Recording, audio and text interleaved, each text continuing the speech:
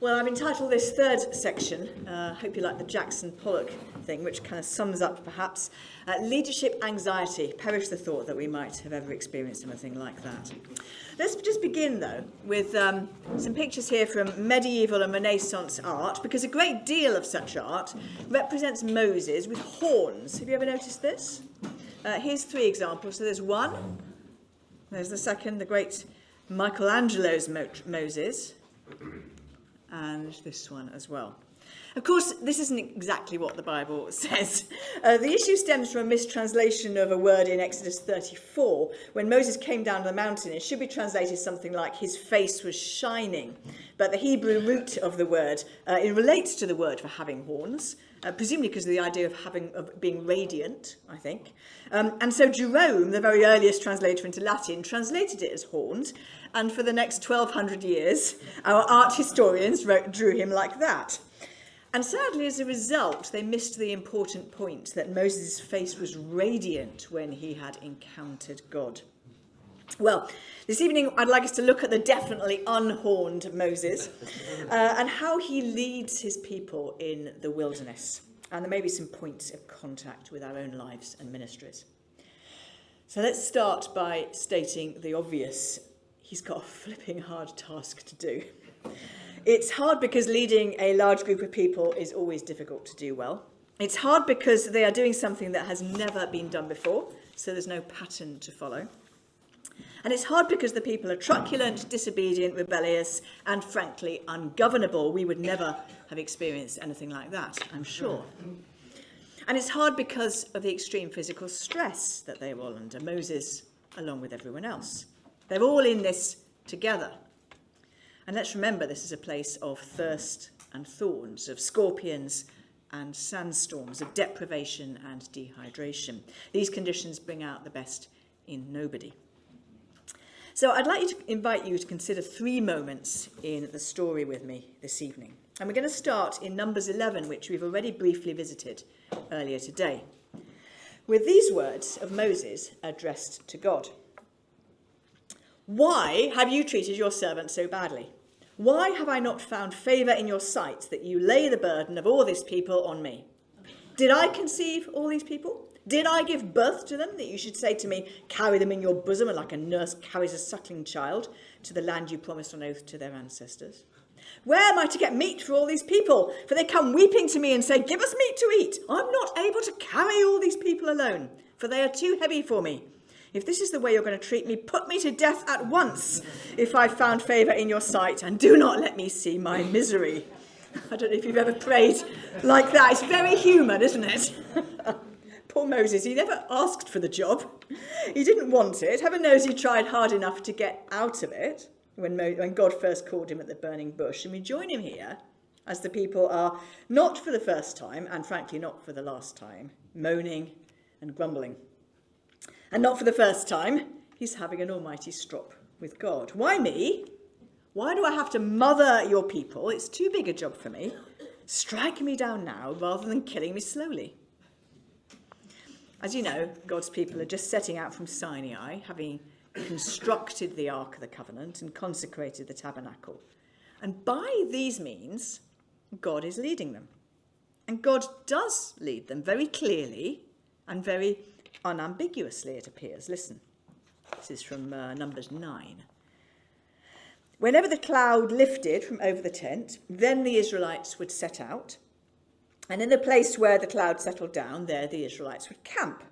At the command of the Lord, the Israelites would set out, and at the command of the Lord, there they would camp. And I'm tempted to be a little bit envious of Moses, actually, when I read this passage, because notwithstanding all of the other problems and challenges that he faced, he does have very incontrovertible proof of God's will. It's like, look at the cloud, chaps.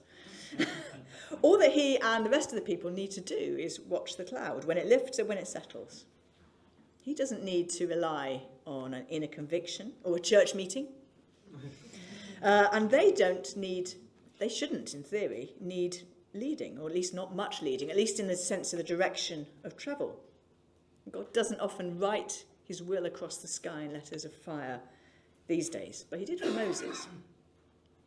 But notwithstanding all of this, the people prove intractable. It's not one, but 2 episodes where their moaning and groaning have displeased the Lord, that Moses has his outburst that I read at the beginning.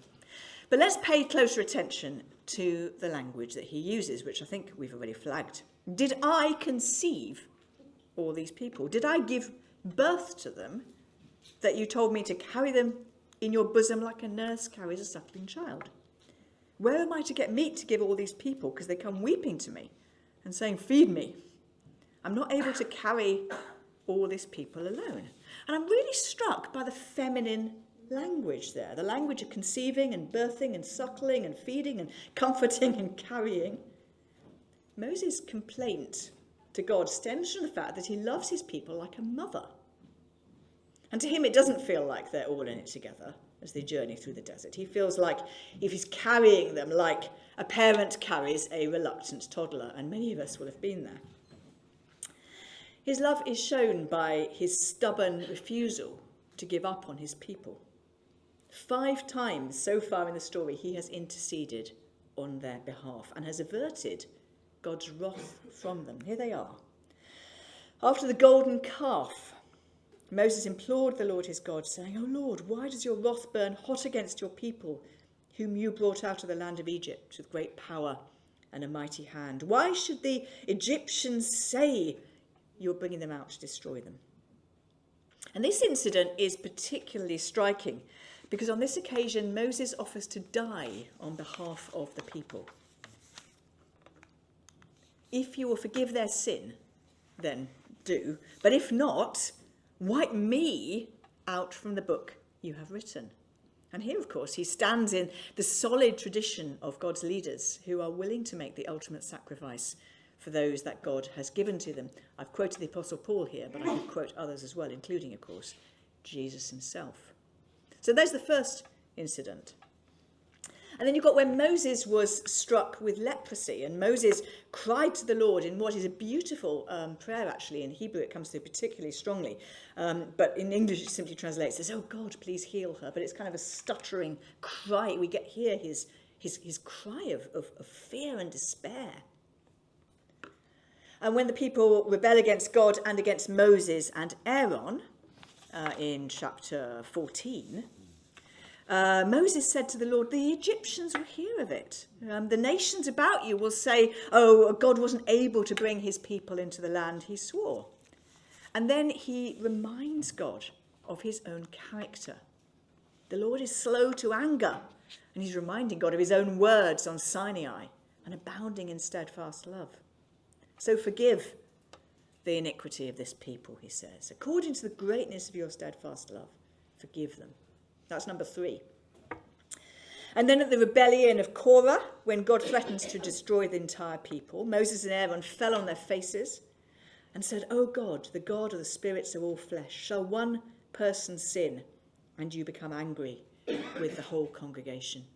And here he stands in the solid tradition of intercessors, as Abraham did. And then the 5th time, also during the rebellion of Korah, towards the end of that section, Moses instructs Aaron to act swiftly in order to avert divine judgment. And he says, "Take your censer, put fire on it from the altar, lay incense on it and carry it quickly to the congregation and make atonement for them." It's not a trouble-free time he's having, is it? Again and again, Moses is having to intercede for the people because he loves them so much. He's taking the burden of the whole nation onto his shoulders, so it's no wonder that he is disintegrating under the weight of it all.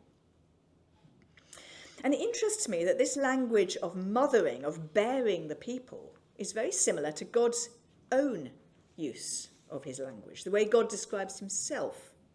"I bore you on eagle's wings," he says, "and I brought you to myself." And in Isaiah, in his love and his pity, he redeemed them. He lifted them. He carried them all the days of old. And we get other maternal language in Scripture as well. So I've gone too far. Could you go back one? That's my fault. Thank you. I don't want to spoil my own, well, I've done it now. But anyway. But is Moses shouldering a responsibility that God says is rightfully his? Has he taken actually too much on himself?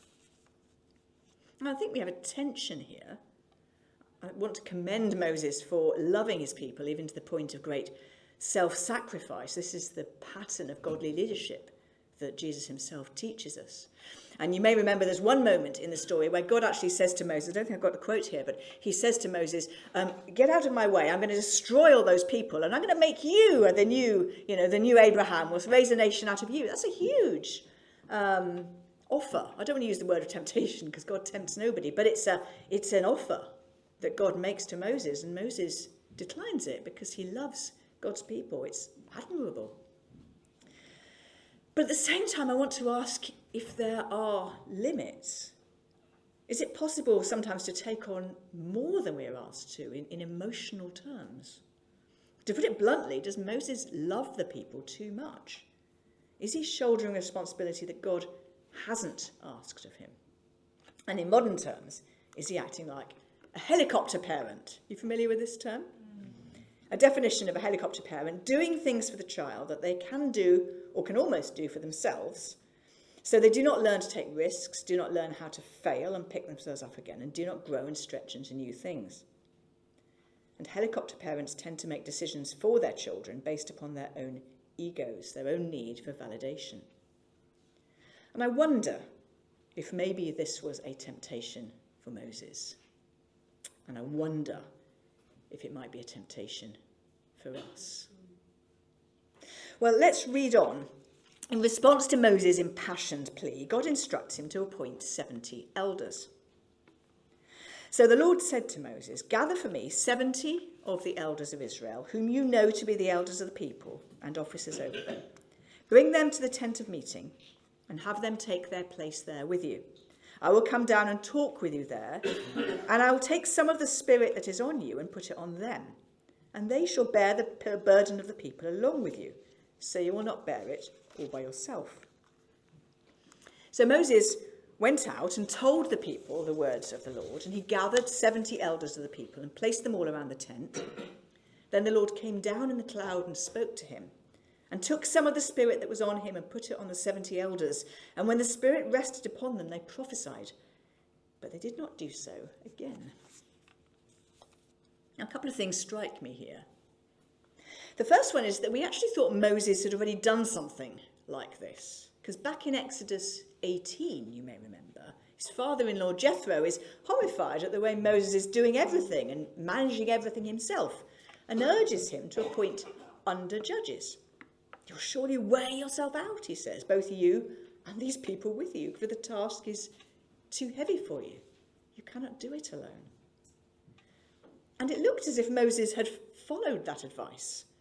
So what's happened? How is Moses once again feeling so utterly overwhelmed? And the second thing I notice is the end of that passage that I read to you. When the Spirit rested upon them, they prophesied, but they did not do so again. In fact, we read nothing further of these elders ever again in the story. So what happened to those under-judges? What happened to those 70 elders? Did they fail to step up? Did they just shirk their share of the work? Were they just there for the glamour of the spiritual experience and then faded away when the real responsibility started? Maybe. Or did Moses refuse to share the burden when it actually came to it? Was he one of those leaders who complains about his workload but won't actually delegate anything to anyone else because he doesn't quite trust anybody else to do the job properly? Does he rather enjoy the feeling of being put upon, the feeling of being indispensable?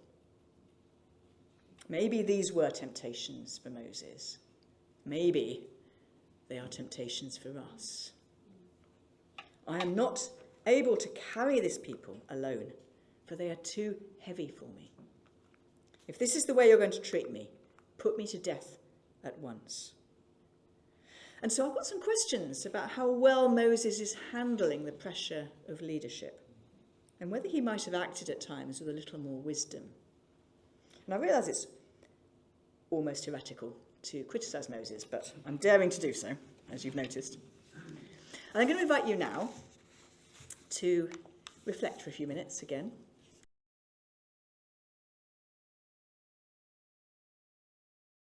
So we're going to move on and look at another passage. It's a very well-known one. It's a story you will know well. It's the time that the people of Israel lost faith in God and refused to enter the land. Let me read it to you. At the end of 40 days, they returned from spying out the land, and they came to Moses and Aaron and all the congregation of the Israelites in the wilderness of Paran at Kadesh. And they brought back word to them and to all the congregation and showed them the fruit of the land. And they told them, we came to the land to which you sent us. It flows with milk and honey, and this is its fruit. Yet the people who live in the land are strong, and the towns are fortified and very large, and besides, we saw the descendants of Anak there. The Amalekites live in the land of the Negev. The Hittites, the Jebusites, and the Amorites live in the hill country, and the Canaanites live by the sea and along the Jordan. But Caleb quieted the people before Moses and said, let us go up at once and occupy it, for we are well able to overcome it. Then the men who had gone up with him said, we're not able to go against this people, for they are stronger than we. So they brought to the Israelites an unfavourable report of the land that they had spied out, saying, the land we've gone through as spies is a land that devours its inhabitants, and all the people we saw in it are of a great size. There we saw the Nephilim, and to ourselves we seemed like grasshoppers, and so we seemed to them.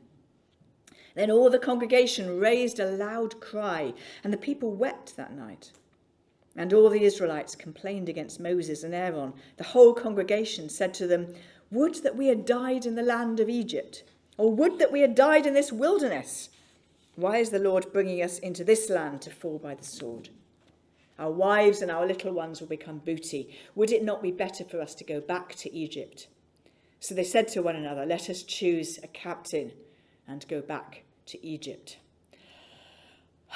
Oh dear. This is another of those pivotal moments for God's people. The moment when they make a decision which will have ongoing consequences for decades, perhaps even longer.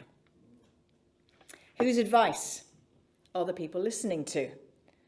The 12 spies that Moses sent out are not speaking with a single voice.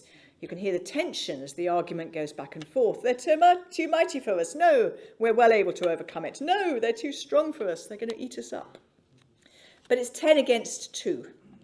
And the people believe the majority report, fail to enter the land, and as a result, the entire generation is condemned to live out their days in the wilderness. Yet another biblical example, like we were speaking about earlier, of God saying to his rebellious people, very well, have it your own way. Might this have been prevented? Well, I've got a theory that there are mistakes at leadership level which could have prevented this catastrophe, or at least some things that we might learn from the episode. Because I've got a big question as I read this passage, and it's about the way that Moses briefed the spies. Now, an important technique in reading biblical narratives is to notice and compare the places where there is repetition. And when there is repetition, notice what gets omitted or added or changed. This is particularly interesting when you're looking at direct and reported speech. When a character speaks, they're often betraying far more about their own character than about actual circumstances. This is in narrative, in Hebrew narrative. So when God gives Moses an instruction, and then Moses passes that instruction on to the people, we would expect Moses to pass it on verbatim. That's the kind of convention in Hebrew narrative. Does he do that? Oh, that's the pattern that's explaining that. So, does he do that? The Lord said to Moses, send men to spy out the land of Canaan. Moses said to them, go up there into the Negev and go into the hill country and see what the land is like, and whether the people who live in it are strong or weak, and whether they're few or many, and whether the land they live in is good or bad, and whether the towns they live in are unwalled or fortified, and whether the land is rich or poor, and whether there are trees in it or not. Be bold and bring us some of the fruit of the land.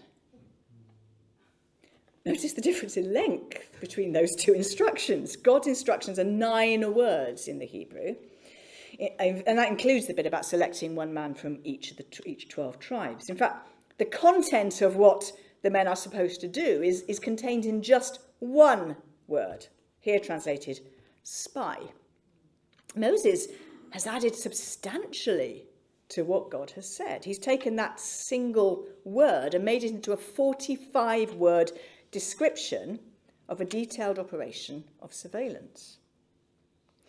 In fact, the word here rendered spy might itself be an over-translation. Equally good would be scout it out or check it out or even just survey it. God tells Moses to send 12 men in to inspect the land he's leading them into. That's all he says.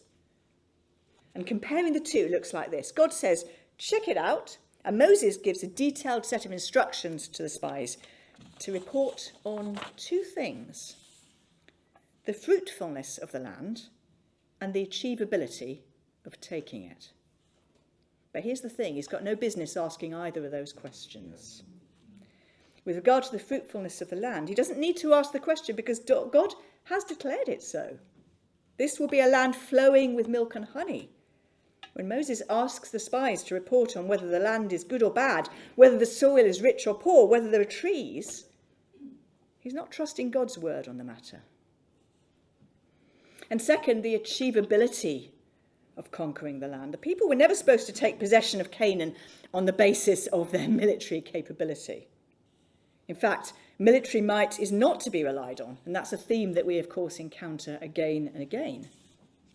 That's why David will later get in such trouble for counting his army. And the psalmist will later write, I'm getting out of sync again. The psalmist will later write, do not put your trust in princes, in mortals, in whom there is no help. When their breath departs, they return to the earth. On that very day, their plans perish.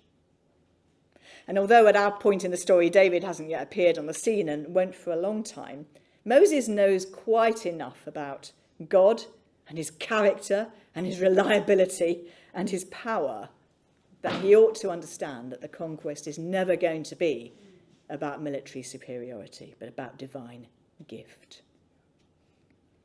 What Moses has done is send the spies out to conduct a feasibility project. Like the hungry people we discussed earlier, he's not asking the right questions. He's not asking, how is God going to achieve this? He's asking, can we achieve this? And I wonder if this is a temptation that we share. Not that detailed planning is a failure of faith, of course, but the mindset that prioritizes the is it possible question over the how is God going to come through question might reflect a disordering of priorities. And I've also got a question relating to Caleb's report. The 10 spies report all sorts of difficulties that will face them as they contemplate the conquest of Canaan. Well, Moses had asked for a feasibility project, and that's what they give him. In summary, yes, the land is good, but the people are strong, the towns are fortified, and there are giants in the land. And we all know that Caleb boldly contradicts them. But what does he actually say? And I found myself surprised by the answer to this question, because if you tested me in advance, and I have a sneaking suspicion that if I tested you in advance, we might have said that Caleb steps up and boldly declares that God will allow them to take the land. Yeah? He's going to do that later with Joshua, but that's not what happens at this point. Caleb quieted the people before Moses and said, "Let us go up at once and take this land, for we are well able to overcome it." Caleb frames his response in terms of human capacity, not divine power. And this isn't surprising because Moses didn't ask, how will God give us the land? If he had, Caleb might have replied differently. Moses asked, can we take the land? And that's the answer Caleb gives. And fair play to him for his courage. Yes, the people of Canaan are strong. Yes, their cities are fortified. Yes, there are giants, but come on, chaps, we can do it. But without reference to the mighty work of the Lord, his words sound more like empty bravado than faith. Moses says, can we do it? And 10 spies say no, and I'm tempted to say they're right. They've answered Moses correctly. They cannot do it. Moses says, yes, we can, but on what grounds does he have such optimism? It's not clear, because God's been left out of the equation. And so I think there's another failure in leadership here. It's the secondary leaders who are failing to lead the people forward in faith, but that stems from the steer that they were given by Moses. Because of the way that Moses reinterpreted God's words, God's people have been led to look not with the eyes of faith, but with the eyes of the project manager or the quantity surveyor. And I wonder if this challenges us at all, about the way that we shape the culture of our churches, about the way that we lead with faith. I'm going to invite you to reflect again.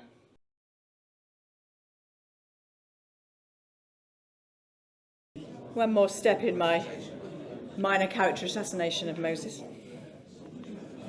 I think it's in the text.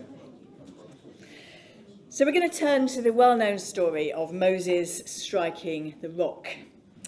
And let's listen to this. This is from Numbers 20. Now there was no water for the congregation, so they gathered together against Moses and Aaron. The people quarrelled with Moses and said, would that we had died when our kindred died before the Lord. They're quite repetitive, aren't they, those people? Why have you brought the assembly of the Lord into this wilderness for us and our livestock to die? Why have you brought us up out of Egypt to bring us to this wretched place? It is no place for grain or figs or vines or pomegranates, and there is no water to drink. Then Moses and Aaron went away from the assembly to the entrance of the tent of meeting. They fell on their faces, and the glory of the Lord appeared to them. And the Lord spoke to Moses, saying, take the staff and assemble the congregation, you and your brother Aaron, and command the rock before their eyes to yield its water. Thus you shall bring water out of the rock for them. Thus you shall provide drink for the congregation and their livestock. So Moses took the staff from before the Lord as he had commanded him. Moses and Aaron gathered the assembly together before the rock, and he said to them, listen, you rebels, shall we bring water for you out of this rock? Then Moses lifted up his hand and struck the rock twice with his staff. Water came out abundantly, and the congregation and their livestock drank. But the Lord said to Moses and Aaron, because you did not trust me to show my holiness before the eyes of the Israelites, therefore you shall not bring this assembly into the land that I have given them.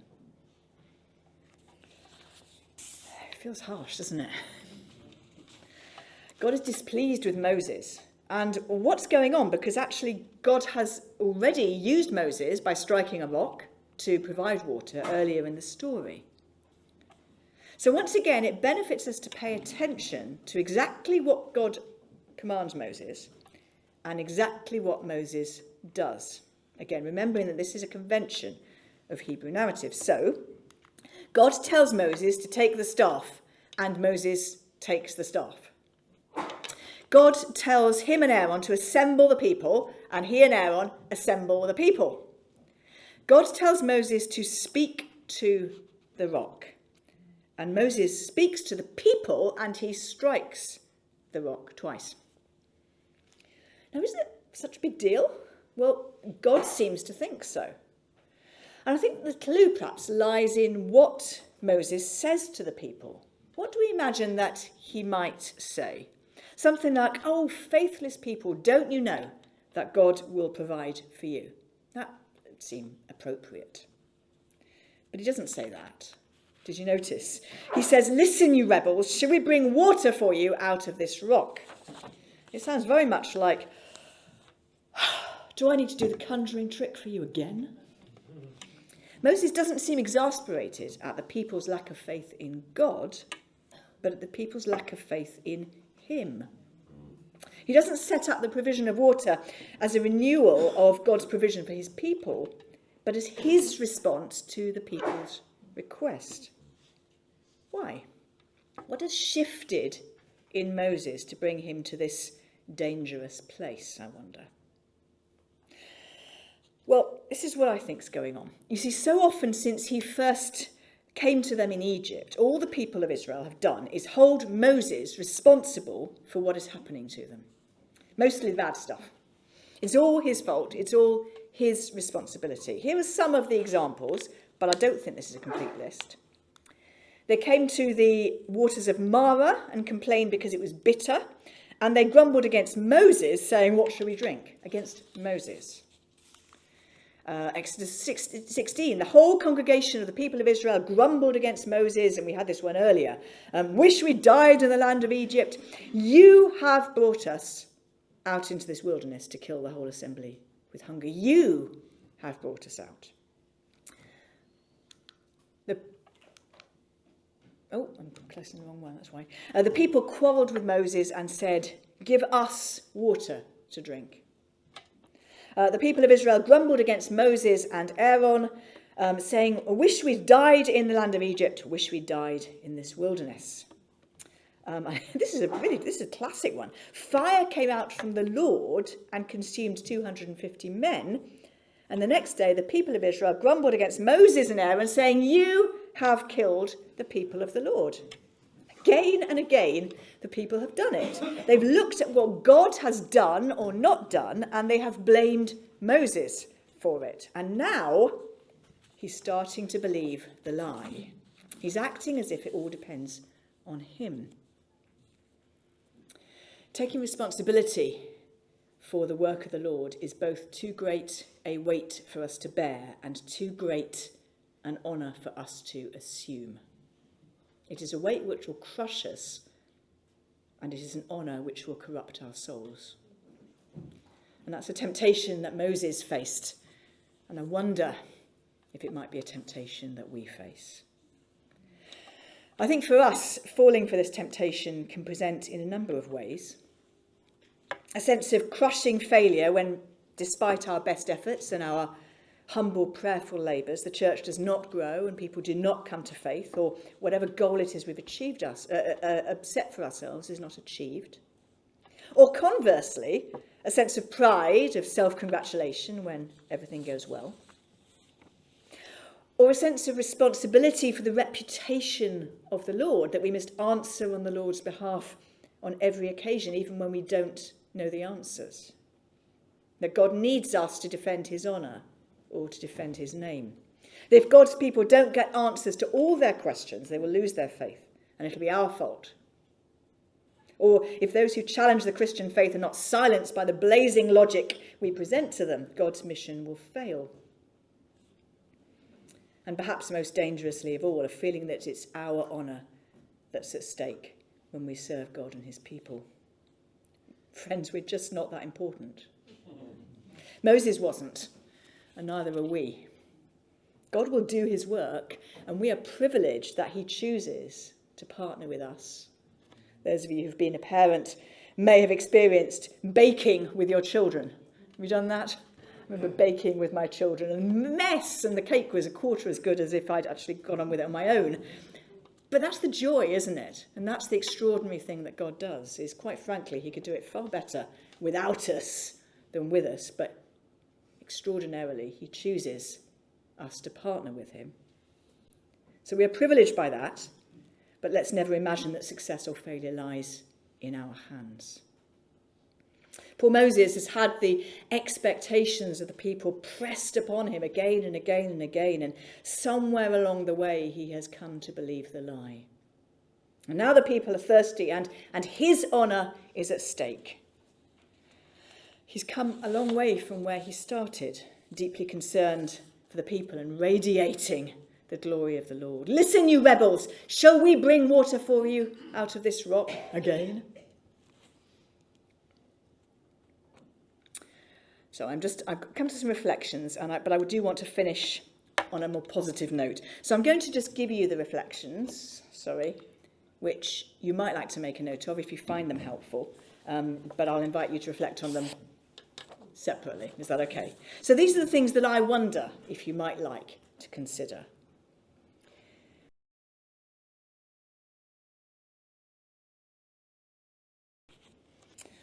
Well, a final encouragement. I hope it'll be an encouragement. We've noticed how the people kept coming to Moses with this complaint. And the people kept coming to Moses because they needed a mediator with God. And there was a logic to this. They were unable to approach God directly. That's the whole purpose of the tabernacle, of course. Moses and Aaron, although we must admit he was a bit of a broken stick at times, had a particular role in serving as a bridge between God and his people. Well, friends, that role no longer has a vacancy. Our people do not need a Moses anymore because the perfect bridge between heaven and earth has been provided. And so where Moses had to receive and process the people's complaints before presenting them to God, we do not in the same way. Our role is not to be the bridge, but to point people to the bridge and perhaps to walk over it with them. There is a Redeemer, and it is not you or me. But here are two final things to notice. Moses might have got his priorities a bit twisted. He's gone a bit awry, I think, and God is not pleased with him at this moment. But God does two things that we might not expect. First of all, he honours Moses' action despite it being disobedient, and he provides water for the people. In view of Moses' disobedience and hubris, God might not have done that. He would have been, as it were, well within his rights not to have done that. But the people would have gone thirsty.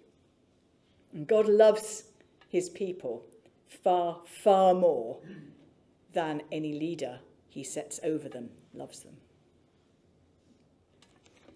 And second, let's remember, who is it that appears with Jesus on the Mount of Transfiguration? Elijah and Moses. Moses didn't enter the promised land, and I'm inclined to speculate that that was a blessing rather than a punishment, that he was finally able to lay down the burden and pass on the baton to his successor. I was awfully moved at the Queen's funeral, I don't know if you watched it, but the moment when they took the crown and the sceptre and they lifted it from the coffin and they replaced it on the altar. Now, I don't have a sacramental view of monarchy, as I'm guessing most of us wouldn't as Baptists, but it was still something very moving to me about that symbol of the weight that she had carried being lifted from her at last. And I think that maybe is what's going on for Moses here. Because Moses appears on the Mount of Transfiguration, we can know this. God took Moses to be with him. And I'm pretty sure that when he arrived, the Lord said to him, "Well done, good and faithful servant." And may we, who share so many of Moses' temptations and weaknesses, may we also hear those words. God bless you.